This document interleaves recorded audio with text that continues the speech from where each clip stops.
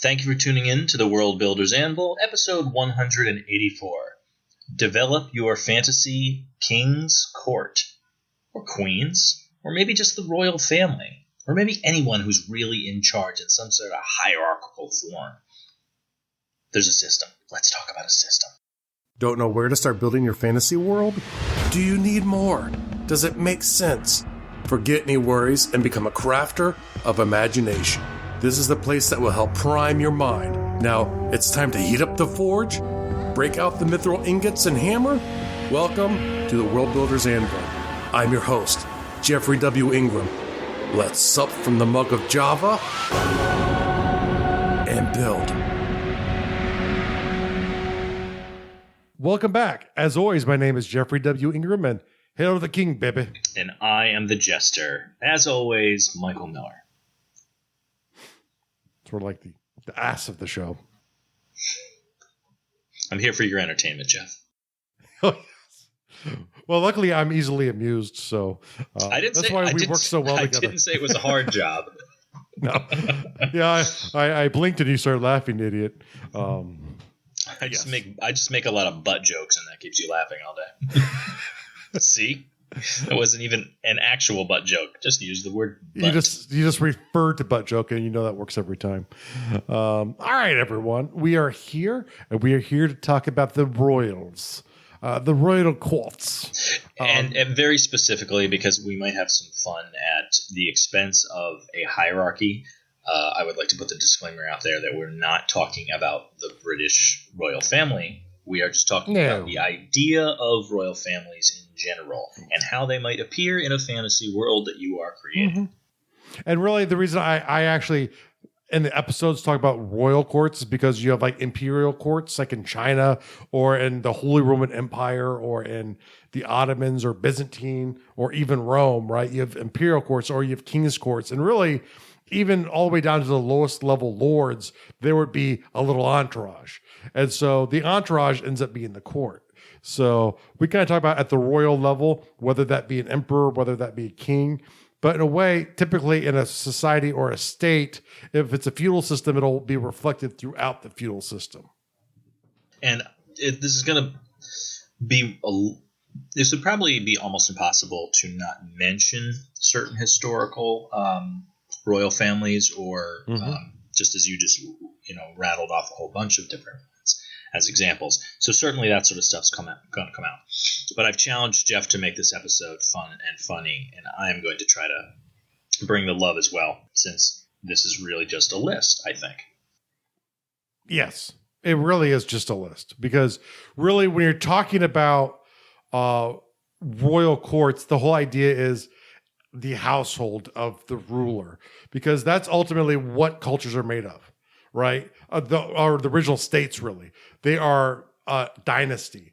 And sometimes they might call themselves the Romans for a long period of time, but it's several different dynasties. It's really several different states within that one. But we kind of look at it as one. They're not the same as today, where England is England and France is France. Back, especially in the old days, states are the ruling family. And within that, you have this idea of households, and the king's household. And that's sort of the foundation of any court system. You house your family there, a lot of times at the beginning to protect them, but sometimes you go to like China and it becomes imprisonment. The fact where the emperor never left the Forbidden City for hundreds of years. Once you became emperor, you're done. You're there forever. I am loading some information about how I believe what I found was a customarily British hierarchy. And it's taking forever to load on my screen here, unfortunately. Here it comes, piece by piece. Yes. Okay. This is what happens when you use your computer. It gets slow. I know. So can I give the quick list of the breakdown of the hierarchy from king on down? Does that work for you? Break it on down. Okay, so at the top, we have the king and the queen, of course.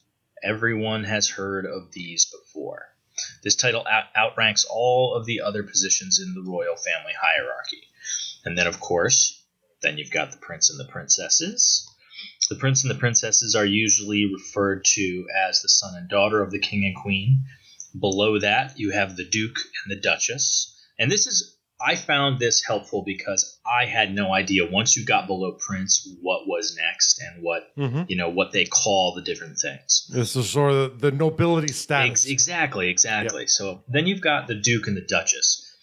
So a duke and a duchess holds a high rank below the monarch and can rule over lower members of nobility. And they were essentially the rulers over provinces. And then you had, this is one of my favorites, marquise. So you have the marquise, and I believe it's marquioness. I believe it's pronounced marquioness.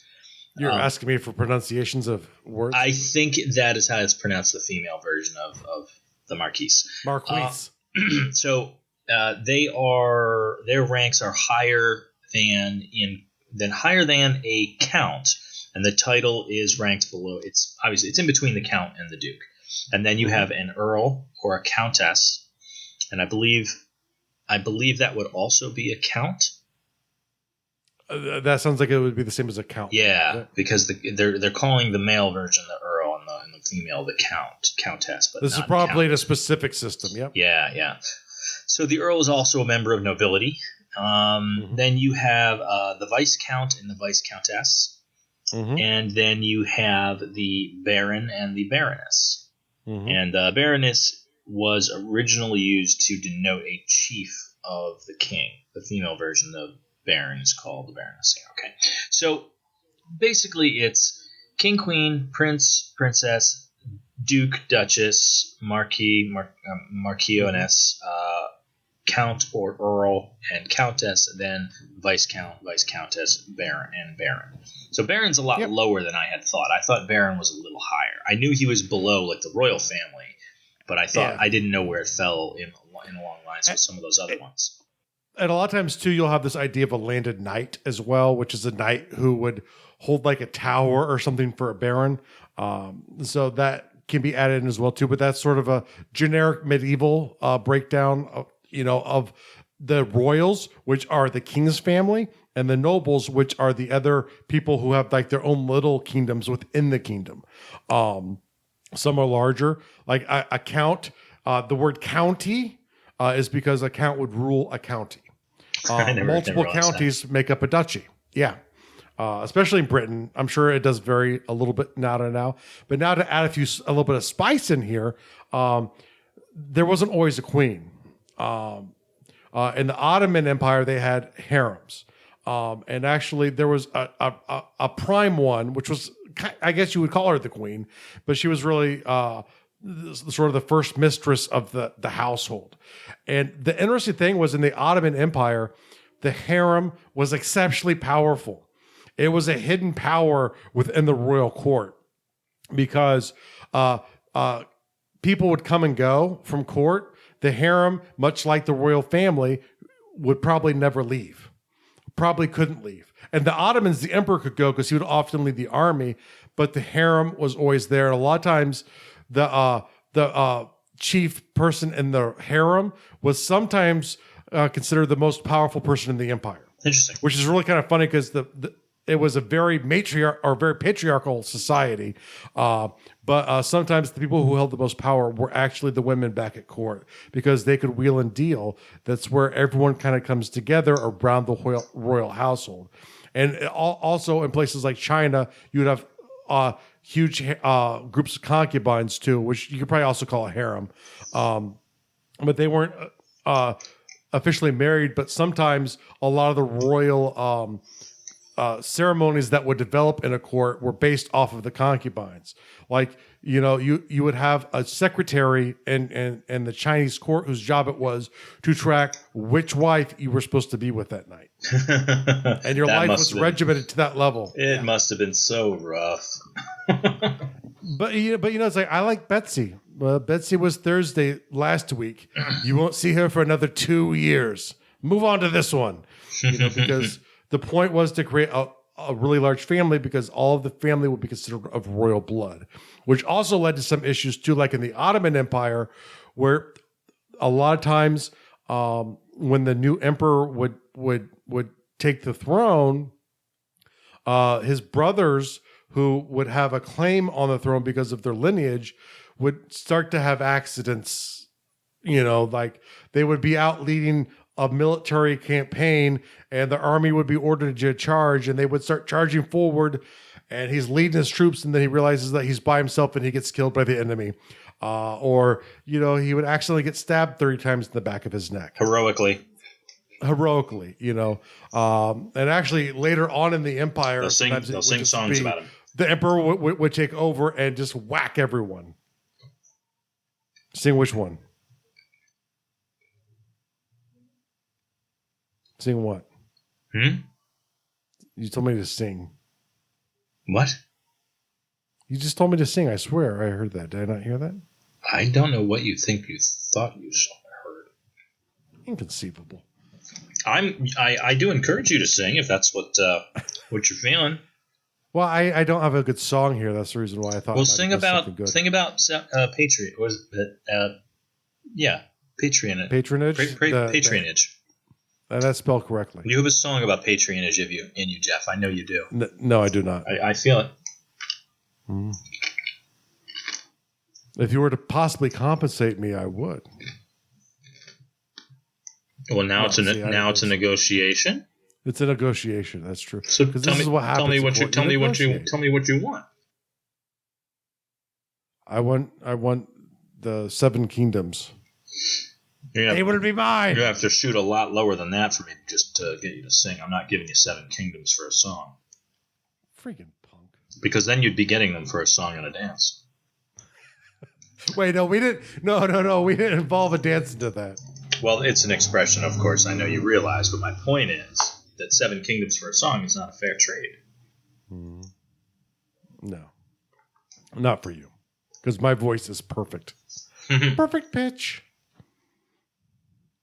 Patronage. Yeah. So patronage is a lot of where a court starts to develop.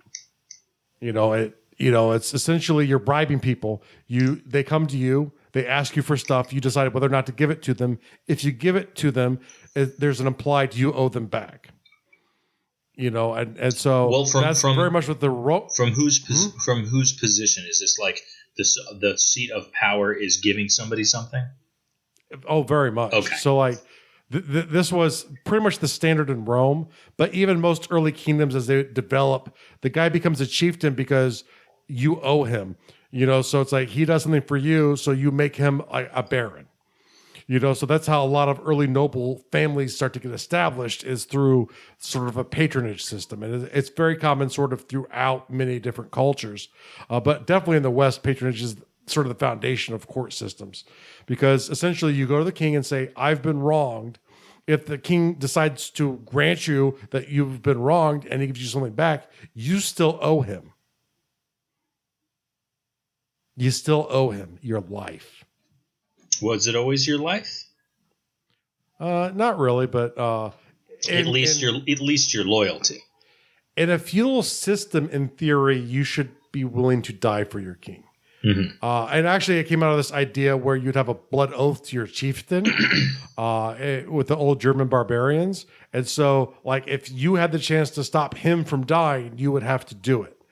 And so, but sometimes in actuality now, sometimes they're like, well, the king's a dick. Well, he's way over there and I'm over here. I know that guy's about to stab him, but there's nothing I can do. This trick knee of mine.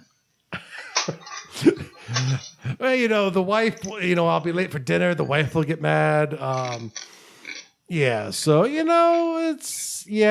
owe it. And typically you repay it, but sometimes, the death of kings is because someone turns the wrong way who wasn't supposed to. I watched an interesting thing earlier today where a guy came into, I believe he was actually in a hospital. Mm-hmm. And he came in with a large knife, and he was in terrible distress. And the security guard, who was armed, did not pull out his gun and shout at the guy or tackle the guy or whatever. He sat down about 8 feet away in a very casual stance and he tried to calm the guy down. Just, ask him what's going on and whatever. And they said, hey, you want to give me the knife? We'll put that down, no big thing. And he got the knife away and he threw it away. And he gave the guy a big hug and just hugged the guy and held the guy and found out that he'd just been going through a lot of tough stuff lately. He had just been robbed. He was a musician and someone stole his guitar.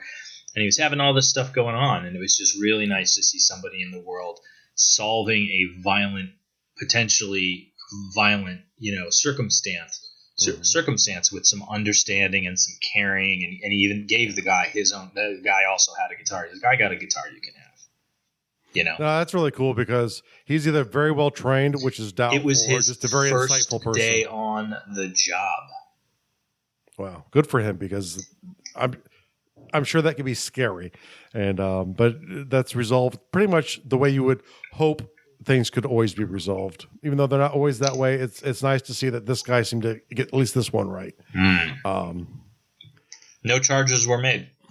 They just had him go through a psych evaluation, make sure he's okay, overstressed, and not a continuing danger, which is important. But yeah, no, that's really cool. Yeah, I thought so. You like to think, I would do that same thing in the circumstance, but yeah, right, maybe, and that would be nice if the world worked that way. So the council, the person would always be talked down. Yeah. So the council is usually the second thing that develops in a court system, and that's your advisors. That's your vizier. That's your grand. Chancellor. These are the people. The important functions that you need help with. You have your central banker. You have your key people around you who advise you how to run your realm. How you advise you on the new laws. If you're an absolute monarch where you make up the laws, they help create the laws, or they definitely help you execute the laws. And they might also help act as a judiciary, judge system. Yeah, they might also be the ones who are simply teaching the laws to the soldiers or whoever magistrates are that are going to be the ones to uphold them. And the council, and a little bit more than just the council, but some of the nobles, especially the council, like in the Holy Roman Empire, for a period of time, would elect the next emperor. For a while, it was an elected monarchy. So usually it would be the kid of who the last guy was. But it didn't necessarily have to be that way. But usually he was elected because he had the most power. So you usually kind of roll with that punch, but not always. So in theory, you didn't inherit the title; it was elected upon you after the death of the previous emperor. Well, which I was fascinated with. I don't know how it actually happened, but I know the story of the Gladiator, starring Russell Crowe, is historical fiction, like definitely an embellished version of what have actually occurred. But definitely two of those characters actually existed. I know that. Mm-hmm. But it also, the tale itself reminds me a very great deal of the Shakespearean tale of Titus Andronicus. And it makes me wonder, were they both, following the same real story, and what is more real and what isn't? Because some of the things that happen in Andronicus Titus is pretty, significant and brutal, but every bit as vengeful as the Gladiator. Yeah, so both great. If you haven't seen, or if you haven't read Andronicus Titus, go out and watch. It's just called Titus. Anthony Hopkins is in it, and it is brilliant. It's absolutely brilliant, and there's a lot of interaction between, because it's pretty much all the royal family and council. It's like the whole story takes place within all of these social structures and ruling structures. So it's kind of neat. It's very much on topic with what we're dealing with today, but it's also a heck of a movie. And I've not seen that. I'll have to check that out. Titus is the show. Yep. And that's the thing to keep in mind too, is these systems start simple. It's the chief and his entourage. And as the power and prestige grow, you start to get stuff like your council, the chief people who advise you, and then, you also start to get more ceremonies. And some of these make sense. It's like, the ambassadors of other countries that you have connections with come to your court. Before that, the countries who you've kicked their butts of send people to pay you tribute at your court. Or if you're just powerful enough and they don't want you to screw with them, they might do it. Because that was a very common thing that empires would do, is you would go and kick someone's butt and say, you pay me or I'll leave you alone. And that's how you become part of the Assyrian Empire. You stop paying them, they come back. It's not good. And so sometimes if someone was powerful enough, you might just go deliver the tribute, which kind of led into ambassadors later on, which would still go to court and sometimes give gifts and try and create intrigues within the court.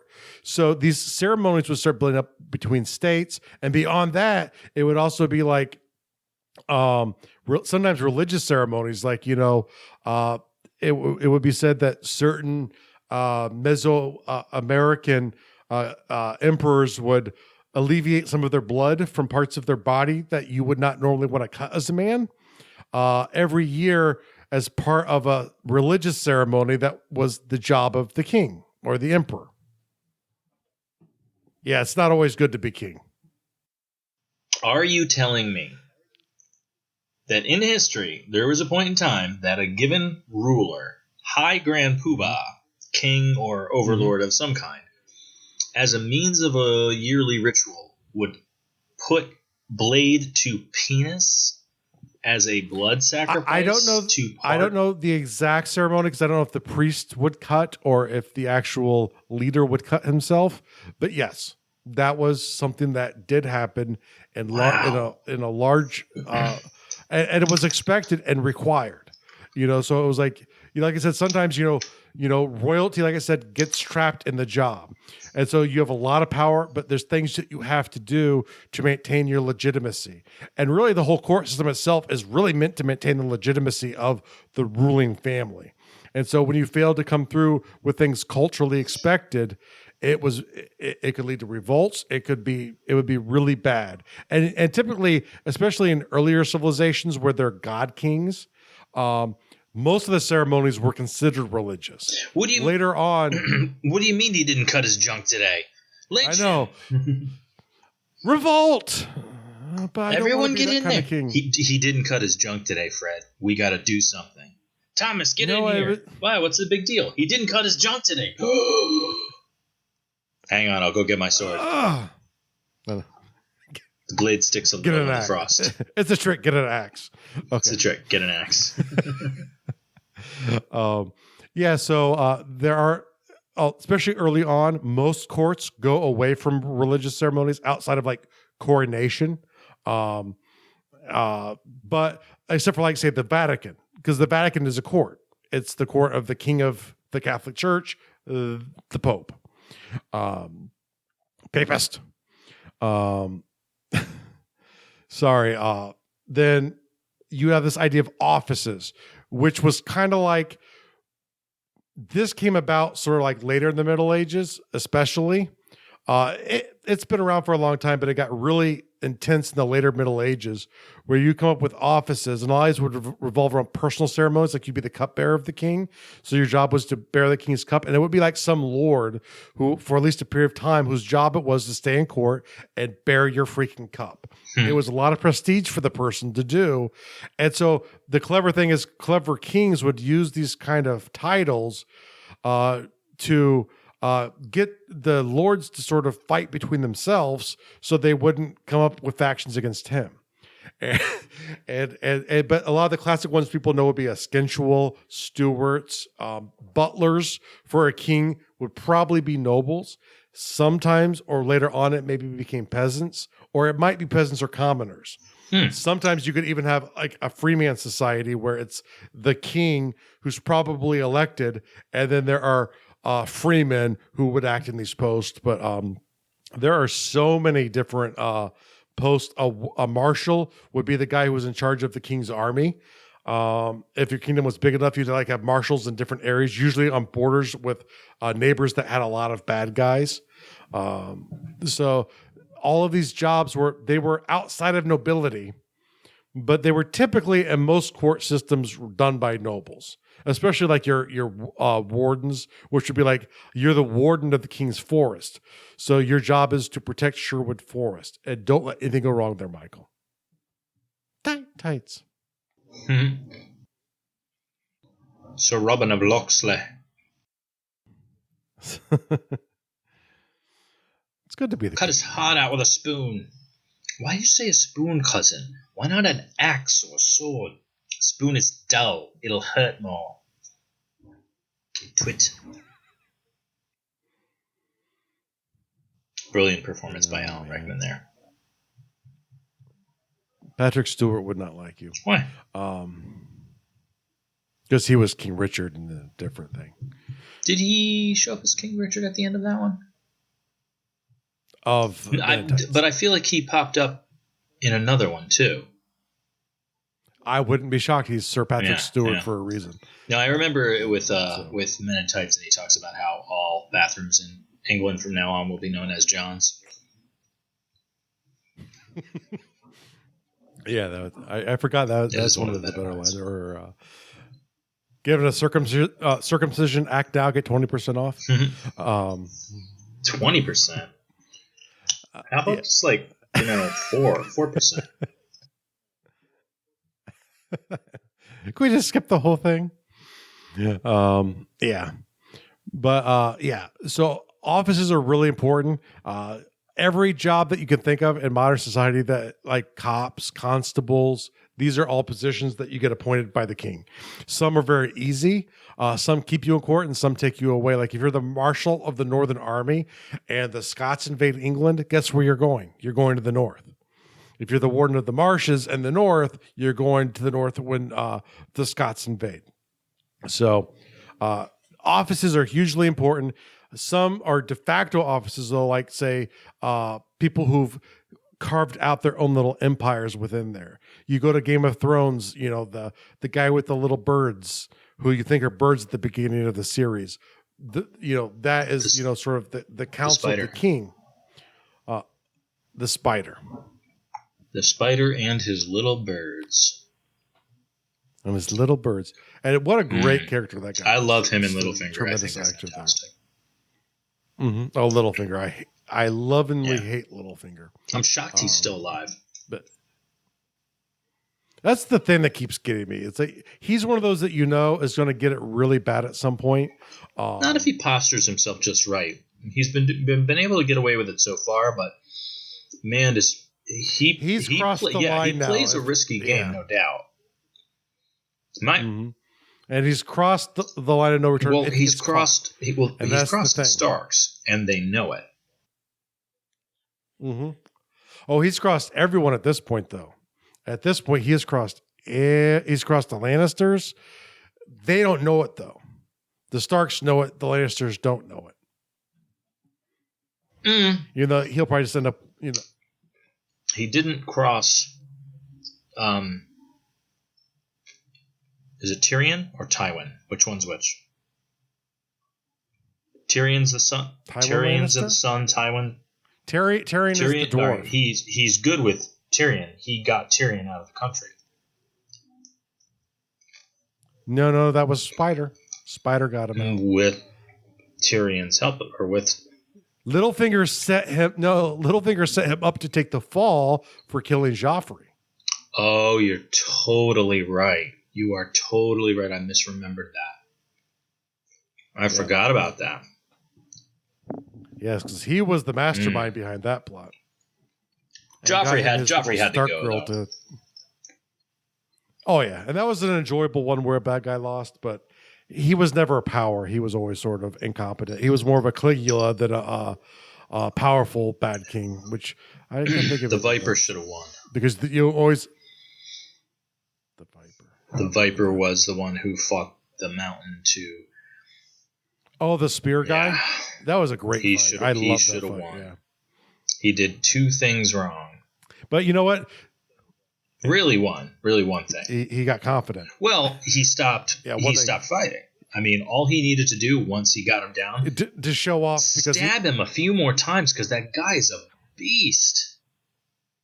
Like, you don't. And he knew he wasn't dead, but he thought he had won the fight and he wanted to dance.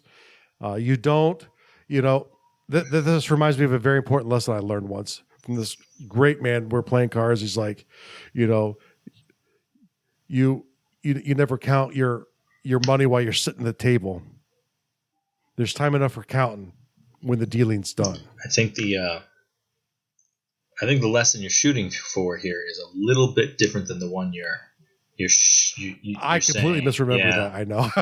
I'm like starting out like I can't remember this crap.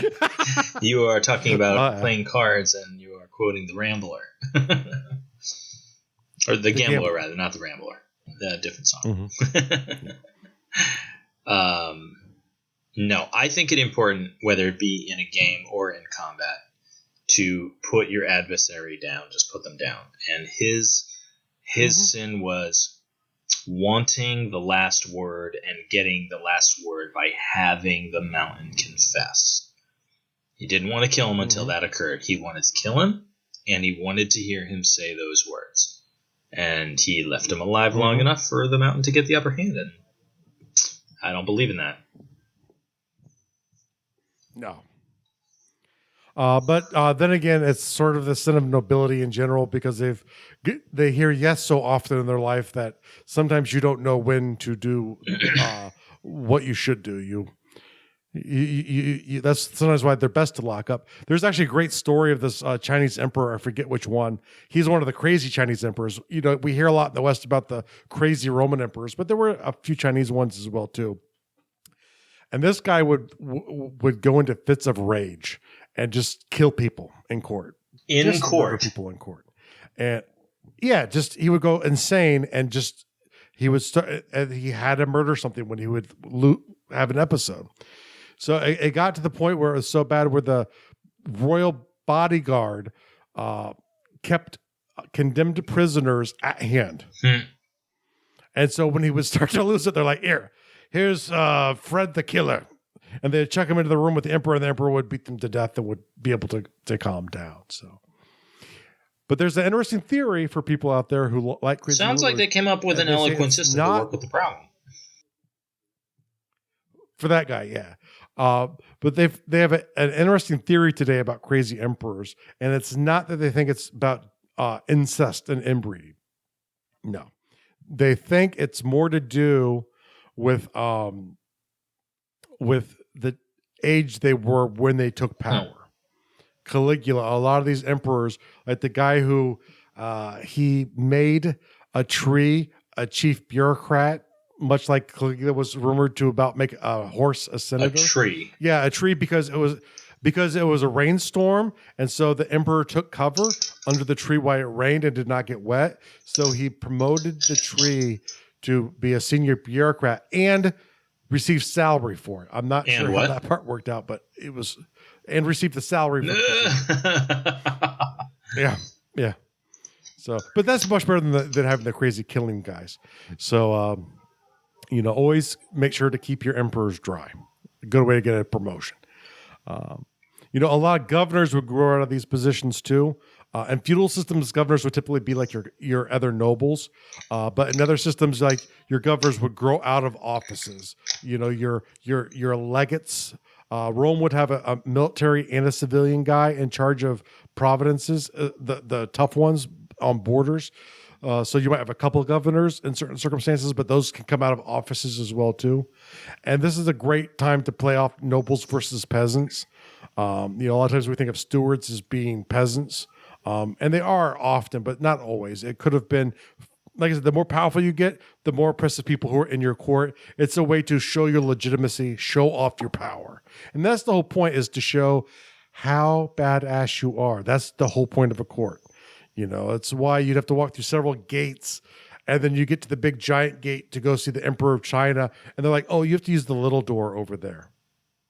And you have to lean and hunch over to open this door to go down this hallway right next to this gigantic hallway that led right to the emperor. But you had to go, and it would help show you that you had to be down and sort of humble as you came through to meet him.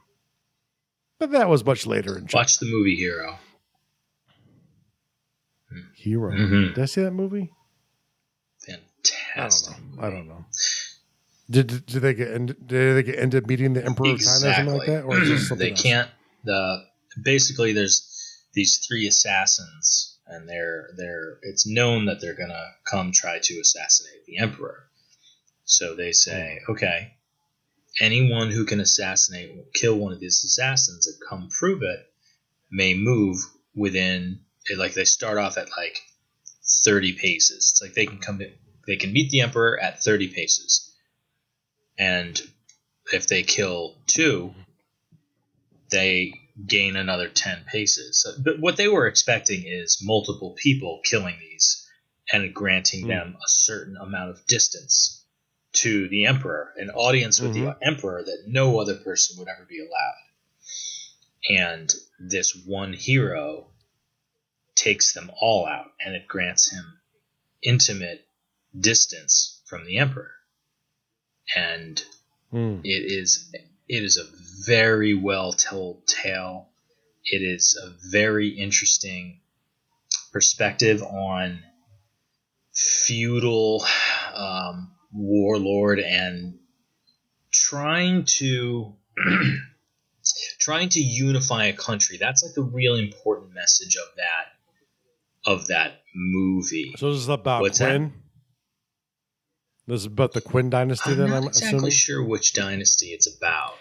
But because here's one of the interesting things that I'm getting from this, which goes really well with this episode, is a lot of these ceremonies we think about are like the big ones, like ambassadors coming and stuff like that. It's every little part. The more powerful the ruler is, it gets more and more minutia. It's like the secretary of the concubines, which was a really important job. You know, there would be guys whose job it would be to bathe you. They're lords, aristocrats of your land, and their job, they would fight for the chance to change your chamber pot.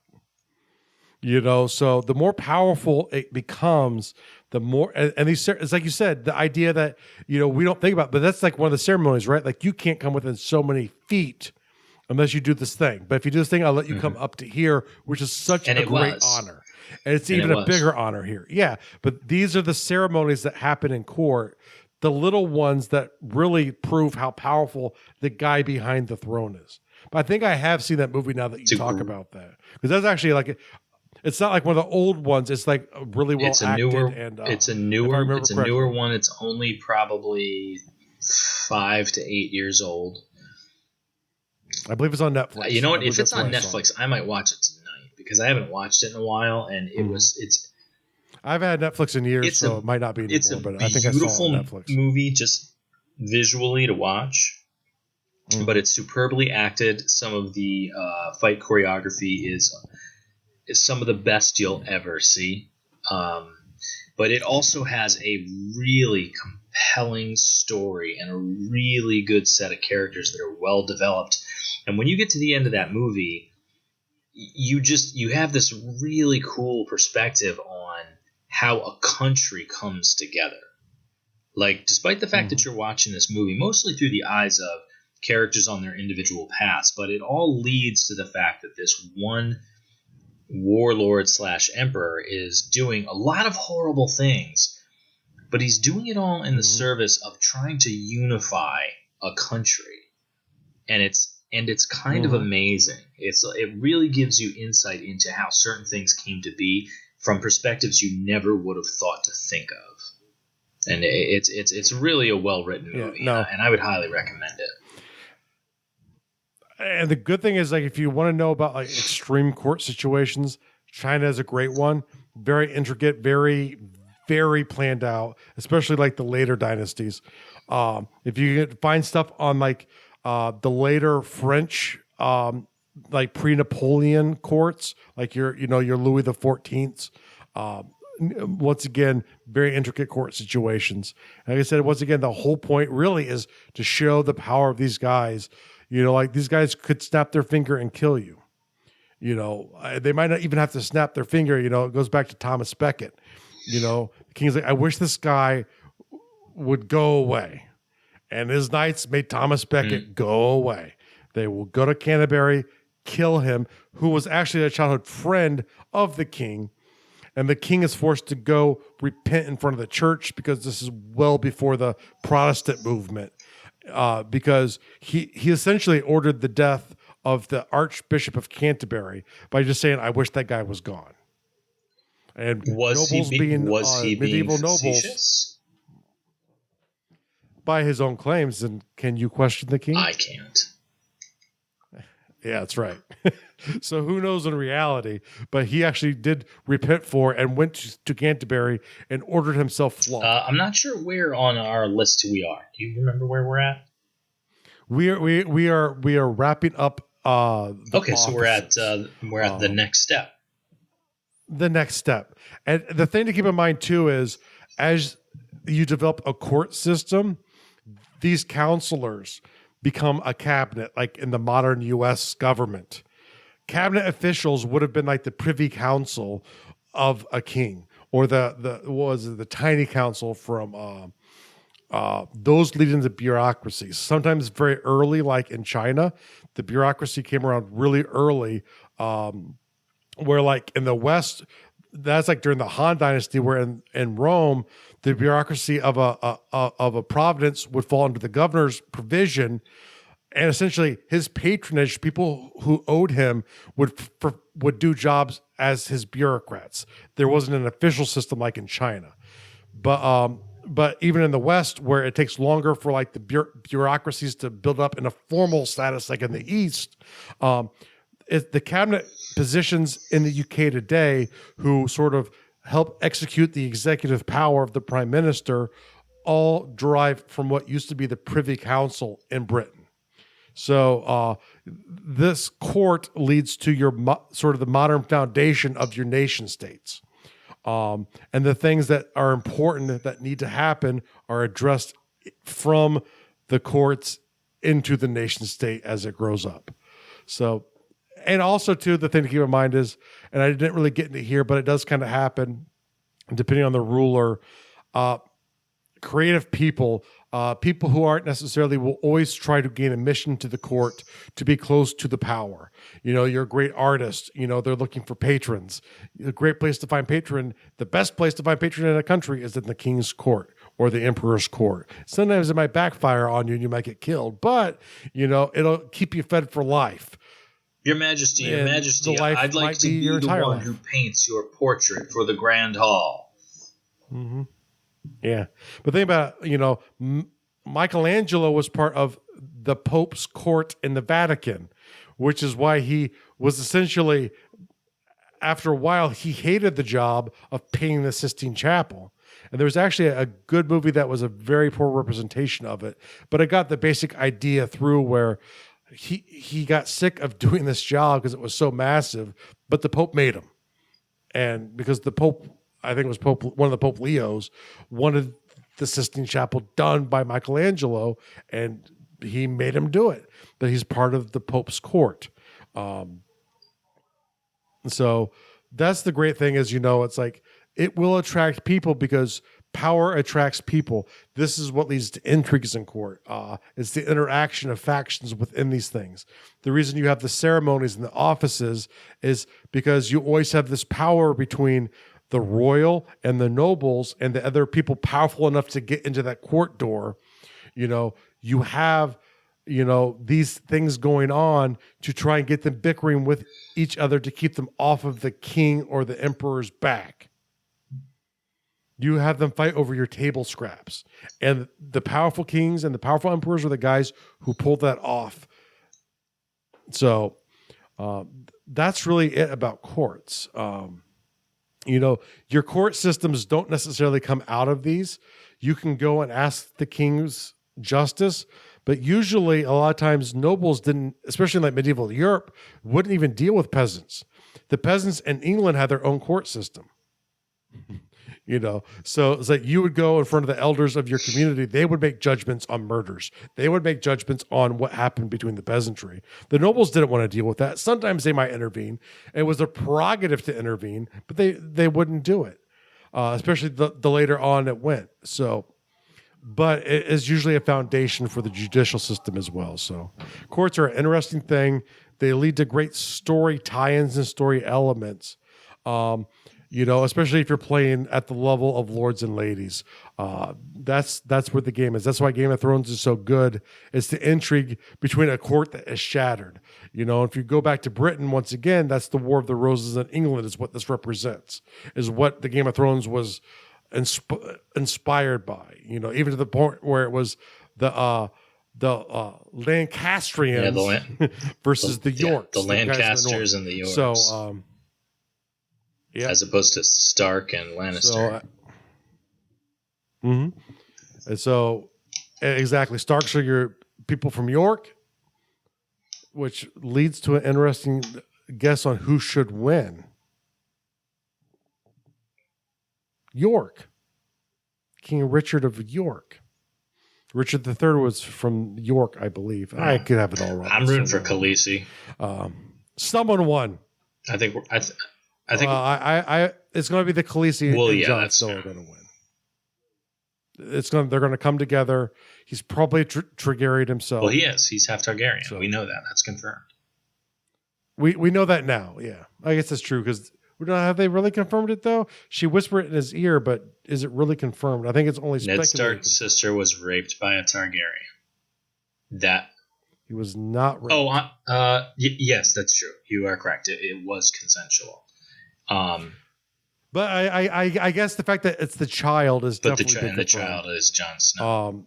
In the historical visions, and my personal belief is he's also a dragon rider. You will see him and the Khaleesi on the backs of dragons. Hopefully next season is my guess. Well, if not next season, then never, because this coming season is it. No, it's not. Nope. I was told they're closing it down this season. They said that was rumored last year. When the season trailer came up, it did not call it the beginning of the final season. It did, and they do that for the shows that enter the final season. Don't get me wrong. I thought it was. That would be great. I'm all for more Game of Thrones. I love that show. I thought it was the end of last season too. That's what I had heard as well.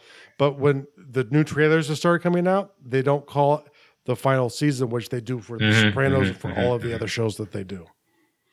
So I don't know. And it's a short season, so maybe it was so expensive they split it into two. I don't know. All right, so world builder task of the day. We want you guys to take a look at a large state and think about the royal system there within. Mm-hmm. What are the ceremonies? What are the offices? What needs to be guarded? Those are going to be offices. So it's important stuff down to the trivial, down to who wipes the king. Who are the players involved? That's right. And this stuff isn't new. Like you go all the way back to ancient Persia. That's when this stuff really. And there's nothing saying that you actually have to build it exactly as we've laid it out with some of the things that we've talked about. You could create your own structure and your own hierarchy. Maybe you only have kings, queens, princes, and dukes, and that's it. Maybe you just stop there. And then there's or maybe there aren't nobles. That's what I was about to say. And then there's like a delineation, and everybody below that is not a noble; they're just court. Yeah. So go ahead, play with it. You want, go to facebook.com/groups/undercroft if you want to brainstorm with crazy people like me who really love talking about these strange lists, and I get excited, and Michael can't see my hands right now.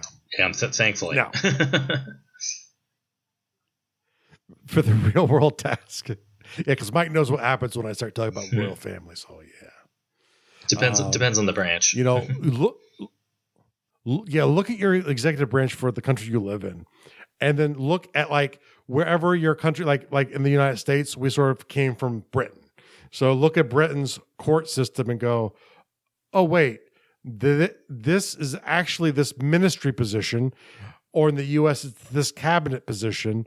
You can actually start to see how the pieces evolve into a more modern state. So just a sort of a thing to do in addition, and you learn a little bit more about the civics of where you're from. And if you're from the U.S., you probably don't know much about your own civics because we don't really teach it. That's true. It's kind of sad. All right. So everyone have a great week, and go check out the movie Titus. Yeah, go check out Titus with we'll make that a little add-on. Anthony Hopkins. And there is one or two other things that you can get about Titus. Like there's that one's just called Titus. You can also get Andronicus Titus, which is the character, and I believe the play name. Not to be confused with a very bad lowbrow American television show that was briefly called Titus. Don't make that mistake. Don't miss that one. Mistake. Okay. So now is the Titus movie with Anthony Hopkins like updated for a modern age, or is it? Yeah, I mean it's Shakespeare. It's great. It's in the time period. So it's actually the Shakespearean thing. Or made for a movie. You know what? I'm going to take that back for half a second. I seem to remember some of the costumes might have been mildly updated, but I believe most of the way the tale was told, it was taking place as though it was taking place back then. I don't think they modernized. They might have modernized a little, but I don't think they modernized a lot. Yeah, but who cares? Yeah, but it's still supposed to be older. So the thing is, especially I have that in as a second one because some people might not be as insane as me to want to look at the civic stuff, which you should do, but definitely check out Titus as well. We'll see you next week. Thank you so much for listening to the World Builders Anvil. We would love it if you would share the World Builders Anvil with 2 of your friends, and so would they.